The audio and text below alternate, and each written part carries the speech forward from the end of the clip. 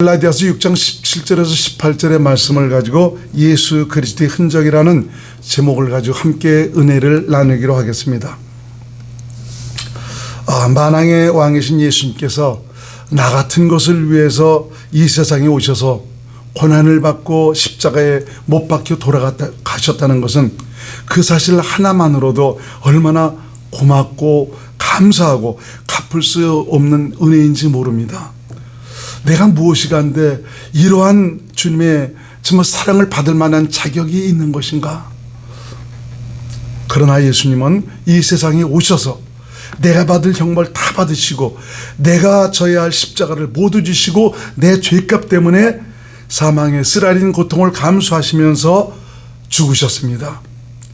무슨 말로 하나님의 그 사랑과 주 예수 그리스도의 은혜에 감사할 수 있겠습니까? 그저 송구스럽고 감사하고 고마울 따름입니다. 참 이런 주님의 은혜로 우리에게 살 길이 열려졌다는 것은 놀라운 은혜가 아닐 수가 없습니다. 백은혜 권사님 계속 좀 어려운 그런 상황에서 임종에 이르기까지 참 굉장히 참 권사님 자신은 아주 힘들고 어렵게 참 그 마지막 길을 이제 가신 것 같습니다. 근데 거기서도 참 소망의 끈을 놓지 않고 있다는 것, 그리고 또 우리 주님께서 영원한 약속을 하셨다는 참 이런 것들이 얼마나 우리에게 믿음을 주고 또 백은혜 권사님에게도 믿음을 주었는지 모릅니다. 말씀만 가면 거기서도 아멘 아멘, 눈을 못 떠도 아멘 아멘, 조금 기력이 있을 땐 주여 주여까지 하면서 계속 그런 그 모습을 보면서 참 예수님이 이렇게 우리의 소망이 되는데, 그래서 우리는 이런 것을 보면서 우리 육신의 삶이 다가 아니고 우리 모두가 육체를 벗을 때를 생각하면서 영원한 소망을 부여잡고 나가는 참 믿음의 삶이 중요하다라는 것을 다시 한번 깨닫게 됩니다. 우리 주님은 평범한 모습으로 오셨기에 누구도 예수님이 그리스도이심을 알지 못했습니다. 만왕의 왕이시며 그분은 영존하시는 아버지다라고 성경은 말씀하고 있지 않습니까? 그런 분이 쓰라린 그 고통을 감수하시면서 죽으셨다는 것, 바로 우리 인생의 구원과 생명을 위해서 베푸신 지극하신 사랑이 아닙니까?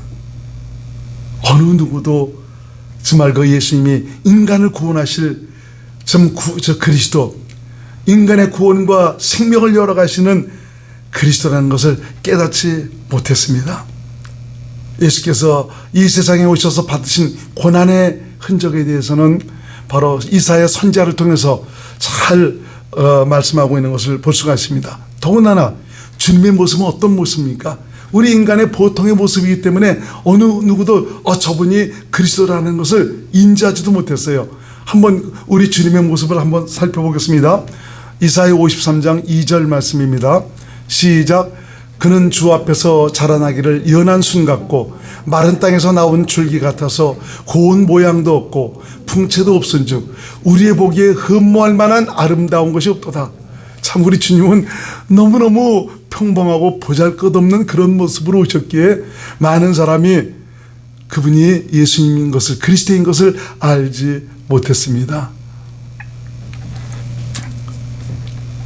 우리 때문에 참 그런 모습으로 오셔서 저 그 고난의 길을 걸어가셨고 십자가의 모든 고통을 당하셨거늘 당시 대부분의 사람들의 생각은 저가 죄를 많이 져서 징계를 받으며 하나님에게 맞으며 고난을 당한다라고 그렇게 생각을 했습니다.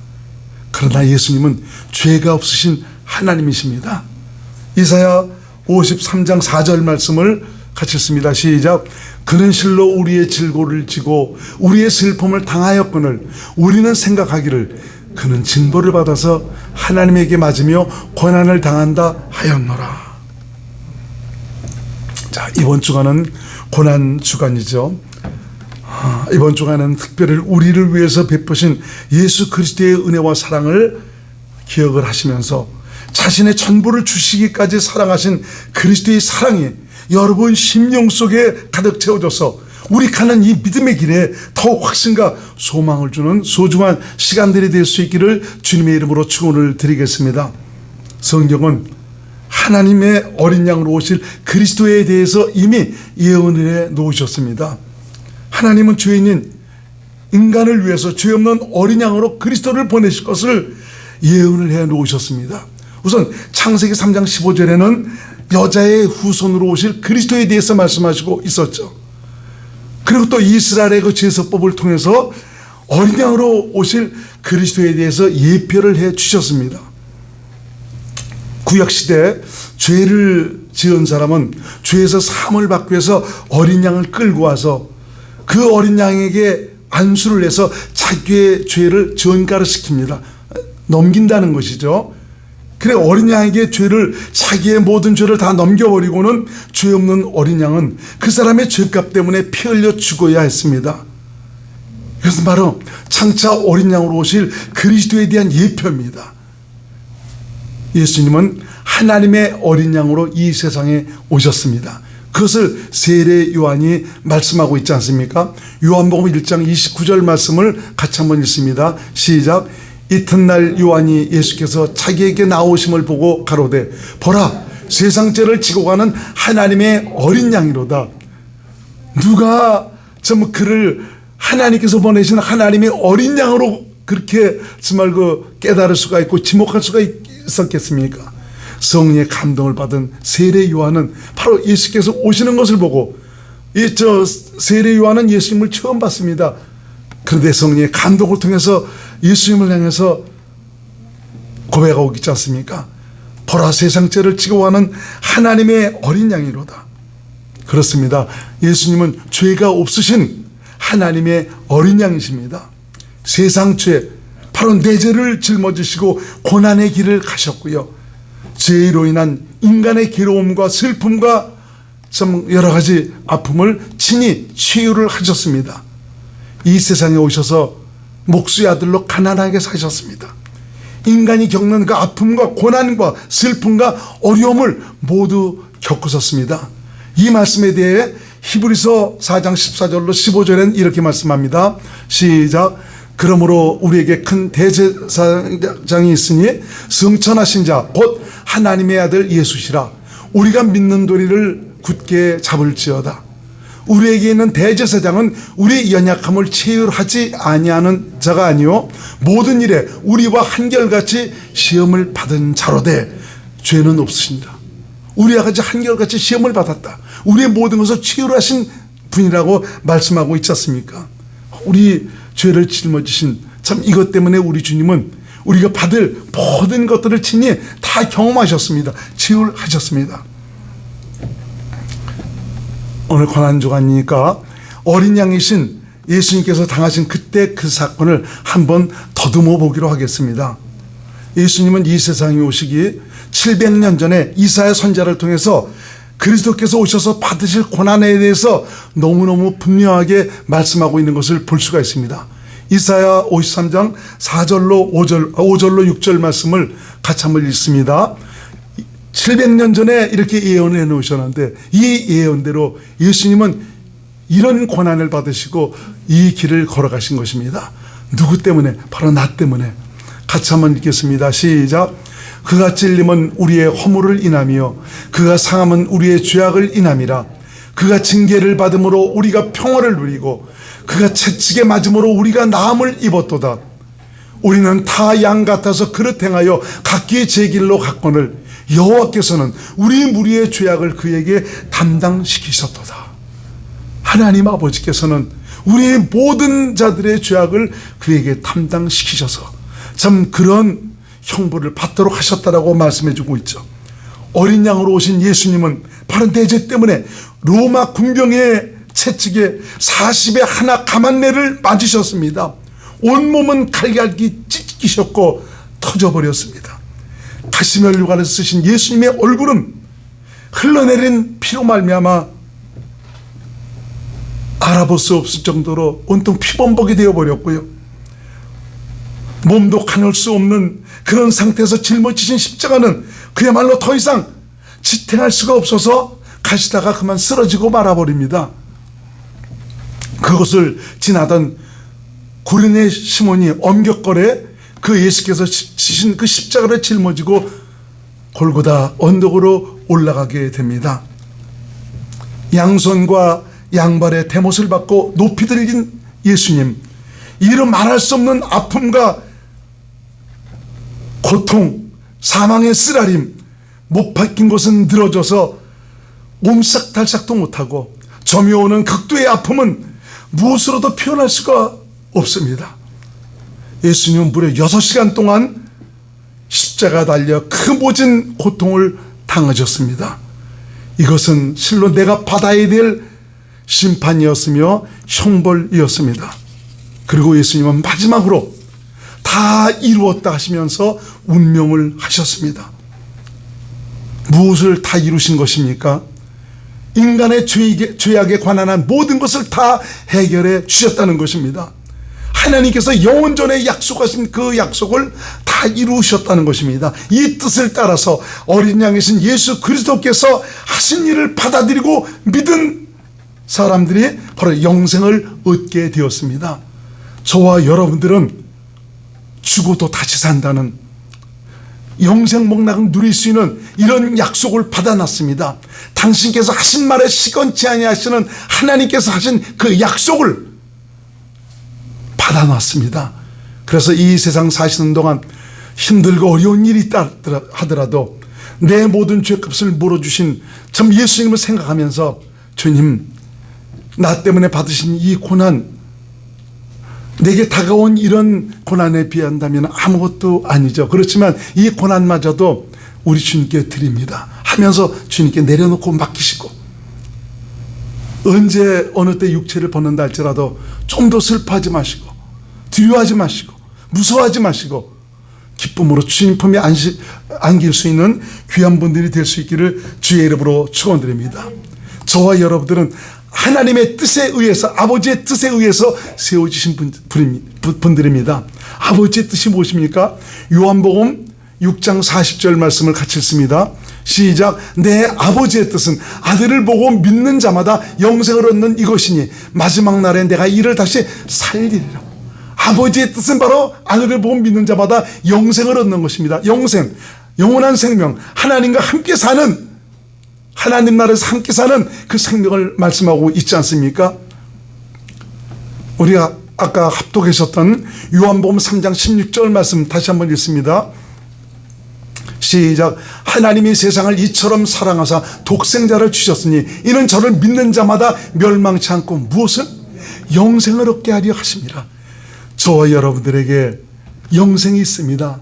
하나님의 뜻대로, 하나님의 계획대로, 하나님의 약속대로 그 귀한 사실을 받아들이고 믿은 저와 여러분들에게 바로 이런 영생의 약속이 있다는 것을 믿으시고 이 세상 살아가시면서 담대하게 살아가시고, 언제 어느 때 육체를 벗는다 할지라도 두려워하지 마시고 정말 하나님 품에 안길 수 있는 귀한 믿음의 사람들이 될 수 있기를 바랍니다. 예수 그리스도를 믿음으로 사는 사람은 예수 그리스도의 고난의 흔적을 가지고 사는 사람입니다. 어떤 자가 예수 그리스도를 믿는 사람입니까? 바로 부활하신 예수님, 성령으로 오신 예수님을 내 안에 모신 자를 가리키고 있지 않습니까? 내 모든 죄를 해결해 주신 예수님을 영접해서 예수님과 함께 사는 자가 바로 예수 그리스도를 믿는 자입니다. 예수님을 바로 자신 안에 모셨다는 것은 무엇을 의미합니까? 그 자체가 모든 죄에서 사함을 받았다는 증거입니다. 내가 죄에서 사함을 받았기 때문에 그분이 오실 수가 있는 것이지, 죄가 그대로 있다면 주님은 내 안에 오실 수가 없습니다. 주님을 모셨다는 그 자체는 나는 모든 죄에서 용서를 받았다는 이런 것들을 증거해주고 있는 것입니다. 이제는 하나님의 뜻대로 영생의 약속이 확실하게 이루어졌다는 것을 의미하고 있는 것입니다. 그래서 너희가 믿음이 있느냐, 하나님의 약속이 있느냐, 그렇다면 너희 안에 예수 그리스도가 계신 것이다. 고린도서 13장 5절 말씀 같이 읽습니다. 시작. 너희가 믿음에 있는가? 너희 자신을 시험하고 너희 자신을 확증하라. 예수 그리스도께서 너희 안에 계신 줄을 너희가 스스로 알지 못하느냐? 그렇지 않으면 너희가 버리운 자, 믿음이 없는 사람이다. 믿음 있는 사람은 예수님을 자신 안에 모신 사람이다라고 말씀해 주고 있습니다. 내 안에 오신 예수님은 2000년 전 십자가의 그 흔적을 그대로 가지고 오셨습니다. 도마가 예수님의 창자국을 보지 않고는 내가 예수님의 부활을 믿을 수 없다고 고백을 하지 않습니까? 그러자 며칠 후에 예수께서 나타나셔서 도마에게, 도마야, 이리 와서 내 옆구리를 만져봐라. 그러자 양손과 양발의 못자국과 옆구리에 난 창자국을 만져본 도마는 그제서야 예수님을 고백합니다. 예수님은 하나님이십니다. 바로 이 자신 앞에 있는 그분이 하나님이시라고 고백하고 있지 않습니까? 하나님이 어떤 분입니까, 여러분요?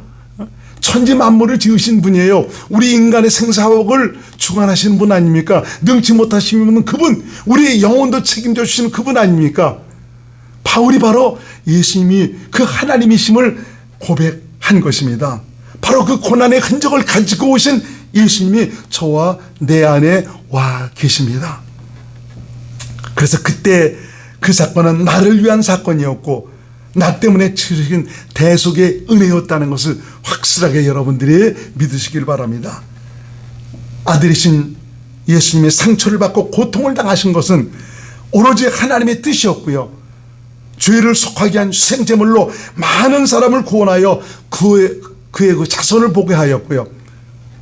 그날은 장구에서 그를 통해서 하나님의 뜻이 성취되는 영광을 얻게 되었습니다.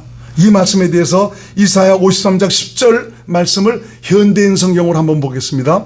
시작. 여호와께서 말씀하신다. 그가 상처를 입고 고통을 당한 것은 내 뜻이었다. 그가 죄를 속하는 희생제물이 되면 그는 자손을 보게 될 것이며 그의 날이 장구할 것이니 그를 통해 내 뜻이 성취될 것이다. 예수님께서 이 대속의 길을 걸어가신 이런 모든 일들을 통해서 하나님의 뜻이 성취될 것이라고 말씀해 주고 있지 않습니까? 우리 주님께서 그 길을 걸어가신 것은 바로 이것은 내 뜻이다라고 하나님 아버지께서 이렇게 말씀하고 있는 것을 볼 수가 있습니다. 성령의 감동과 가르침으로 내 안에 십자가의 흔적을 가지고 오신 예수님을 생명으로 인지하시고 볼 수 있기를 주님의 이름으로 축원을 드리겠습니다. 성령님의 사역은 바로 우리를 가르쳐서 성경 속에 있었던 일 하나하나가 나와 연관된 일이라는 것을 깨닫게 해주십니다. 성령의 가르침은 2000년 전에 그 십자가의 사건이 나를 위한 사건이었다는 것을 생명으로 알게 하셔서 영혼의 진한 감동과 감격과 그리고 주님의 뜨거운 사랑을 영혼 깊숙한 곳으로부터 느끼고 경험하도록 해주십니다. 성령의 가르침을 뭐라고 얘기를 합니까? 이것을 가르쳐서 바로 주의 영광을 본다라고 말하고요. 주님의 사랑을 본다라고 말하고 있습니다. 그래서 성령께서 가르쳐 주신다라고 여러분 얘기할 때 바로 하나님의 영광을 본다. 하나님의 영광은 바로 뭐냐? 영화로운 빛. 영화로운 빛은 바로 예수님 자신이 영화로운 빛입니다. 근데 마귀는 이 영광을 보지 못하도록 역사하고 있습니다. 이 말씀 한번 봅니다. 고린도후서 4장 4절 시작. 그 중에 이 세상 신이 믿지 아니하는 자들의 마음을 혼미케 하여 그리스도의 영광의 복음의 광채가 비치지 못하게 함이니 그리스도는 하나님의 형상이니라. 여기서 그리스도의 영광의 복음의 광채, 하나님의 영광 아닙니까? 그 영광이 내 안에 있거든요. 이 생명의 주님, 이 영화로운 빛을 보지 못하도록 마귀가 역사하고 있다는 것이죠. 바로 그분이 내 안에 오셔서 나와 함께 사시고 있습니다. 이걸 성령께서 가르쳐서 이 영광을 보도록 예수 그리스도를 생명으로 알도록 우리에게 가르쳐 주시고 있다는 것입니다. 어떠한 사랑을 베푸셨는가를 생명으로 보고 알도록 가르친다는 거죠. 그래서 하나님의 뜨거운 사랑을 감동과 은혜 속에서 느끼고 경험하도록 역사하신다는 것, 이것이 바로 성령의 가르침입니다. 사람의 말을 듣고 안 지식은 이 성령의 가르침으로 깨달은 지식과는 하늘과 땅 차이입니다. 사람의 말을 듣고 정말 안 지식은 그냥 머리의 지식으로 남아 있습니다. 그렇지만 성령의 가르침은 가슴으로 내려와서 경험적인 그 지식으로 남게 합니다. 바로 세대가 정말 다르다고 해도 2000년 전 그 시대 그 사건이 오늘 내게 주신 그 믿음을 통해서 구원하신 능력으로 나타난다 이거죠. 2000년 전에 그 사건이 나하고 무슨 사건이 있겠습니까? 라고 말할 수가 있는 것 아닙니까? 근데 성령께서 그 시대 그 사건이 바로 너를 위한 사건이었다는 것을 확실하게 깨닫게 하시고 가르쳐 주시니까 비로소 내 영혼의 큰 감격을 느끼면서 눈물이 터지면서 그 주님의 그 놀라운 사랑을 마음속 깊이 받아들이게 되는 것이죠. 그 사건이 나를 위한 사건으로 믿어지게 되는 것입니다. 그래서 이 머리로 안 지식과 성령의 가르침을 통해서 깨달은 지식은 확연하게 다른 것입니다. 친히 당신의 마음을 주시고 당신의 사랑으로 채우셔서 이 땅에서 천국을 살게 하시고 영원한 천국으로 들어가게 하신다는 것이죠. 이 때문에 예수께서 오셨고 내 죄 때문에 죽으셔야 했고 부활하시고 승천하셔야 했습니다. 오직 나와 함께 사시기 위해서 내 생명이 되시기 위해서 당신의 뜻대로 살도록 해주시기 위해서입니다. 여러분 이 말에 좀 감격스럽지는 않습니까? 예수님 자신이 내 생명이 되어주셨다는 것, 길이요 진리요 생명 되신 그분이 내 안에 오셔서 내 생명이 되어지고 있다는 것. 그래서 저와 여러분들이 육신을 떠나도 겁날 것이 없는 것이 그분 자신이 내 생명이기 때문에 나는 지금 주와 하나가 되어 있기 때문에. 여러분 믿음의 부족함을 느끼십니까? 그렇다면 기도하시면서 성령의 도우심과 가르침을 구하시기 바랍니다. 성령님은 그리스도의 고난의 흔적을 보게 하셔서 가르치셔서 내 안에 오신 주님의 사랑을 생명으로 보고 믿음으로 주의 은혜를 누리고 살도록 하십니다. 주님의 권세, 내 권세, 주님의 능력, 내 능력, 주님께서 정말 그 모든 문제와 모든 일들을 해결해 주시고 풀어주시는 놀라운 능력으로, 구원하시는 능력으로 나타나게 되는 것입니다.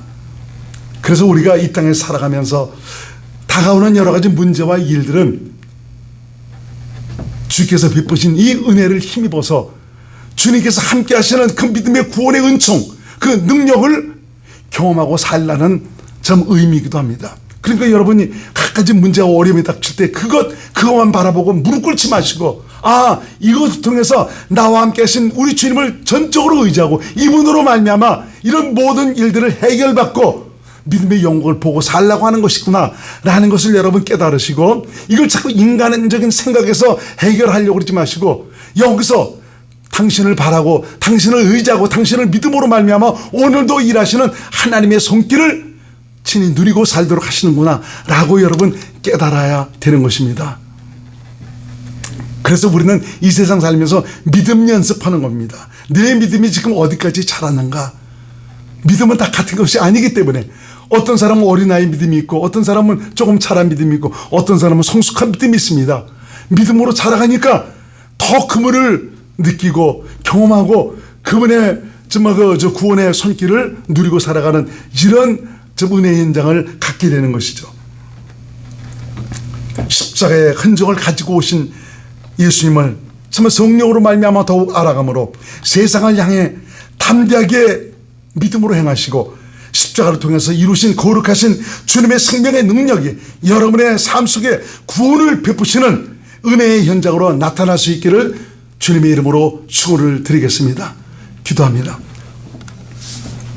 고마우신 예수님, 우리에게 영생의 길을 열어주신 것은 물론이지만 이 땅에 살아가면서도 믿음으로 말미암아 살아계신 예수님의 거룩한 권세와 능력을 힘입어 살아계신 주님의 그 증거를 가지고 행복한 삶을 살아가라고 우리 주님께서는 2000년 전 이 땅에 오셔서 그 길을 걸어가셨습니다.